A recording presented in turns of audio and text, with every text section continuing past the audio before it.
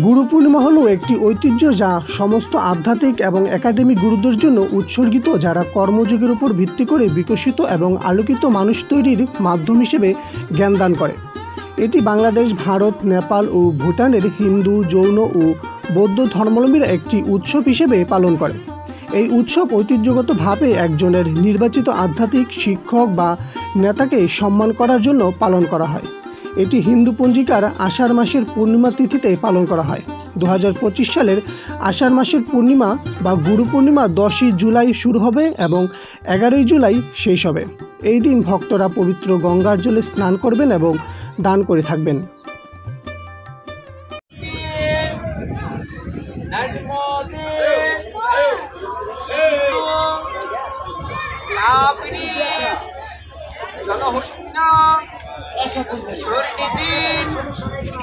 গুরু নম অপবিত্র পবিত্র সর্বমস্তং কৃপা যশরীর কুণ্ডরিকাক্ষ সভাজ্য অভ্যন্তর সূচি নম কুরুক্ষেত্র গয়া গঙ্গা প্রবাস পুষ্করাণী চ তীর্থির্মিতানি পূর্ণানি স্নানকালে ভবন্তীয় নমো হরি নমো হরি নমো হরি নমো বিষ্ণু।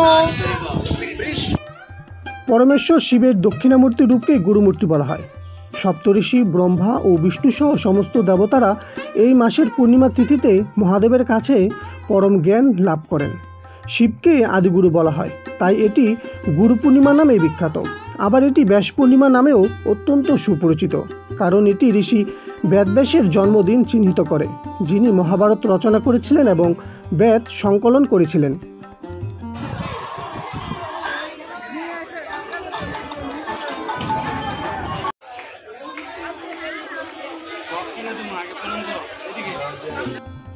বাংলাদেশের সনাতন ধর্মাবলম্বীদের মহা তীর্থভূমি নারায়ণগঞ্জ জেলার বন্দর থানার লাঙ্গলবন্ধ।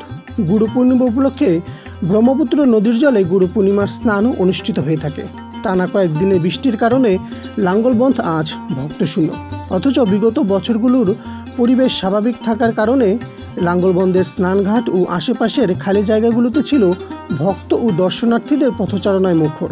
লাঙ্গলবন্ধের স্নানঘাট হিসেবে প্রায় 20 থেকে 25টি স্নানঘাট রয়েছে, যার প্রতিটি স্নানের জন্য ভক্তের ভিড় নেই বললেই চলে।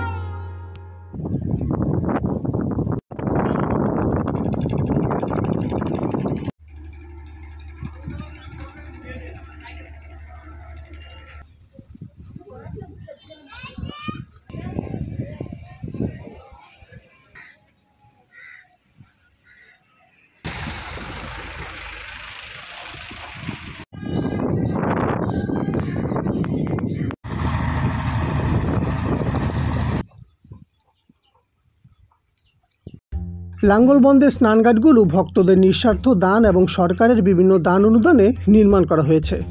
লাঙ্গলবন্ধে প্রায় 8 থেকে 10টি হিন্দু মন্দির রয়েছে, যার প্রতিটির সামনে একটি করে শান বাঁধানো স্নানঘাট রয়েছে। তাছাড়া ওই এলাকার মানুষের নিত্যদিনের স্নানের জন্য আরও 8 থেকে 10টি স্নানঘাট রয়েছে, যার মধ্যে কয়েকটির অবস্থা বেহাল। শুধুমাত্র হিন্দু পূর্ণ স্নান উপলক্ষে ঘাটগুলোকে ক্ষণস্থায়ীভাবে মেরামত করা হয় এবং অন্যান্য স্নানঘাটগুলো মানুষের নিত্যদিনের স্নানের জন্য কিছুটা পরিষ্কার পরিচ্ছন্ন রয়েছে।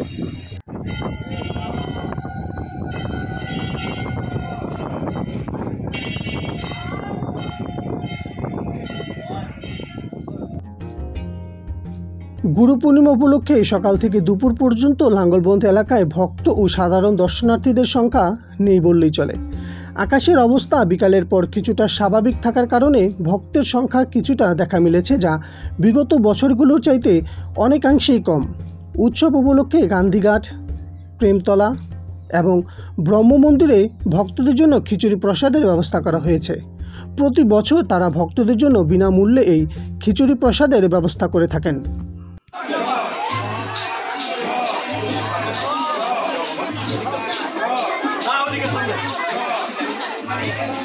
আরো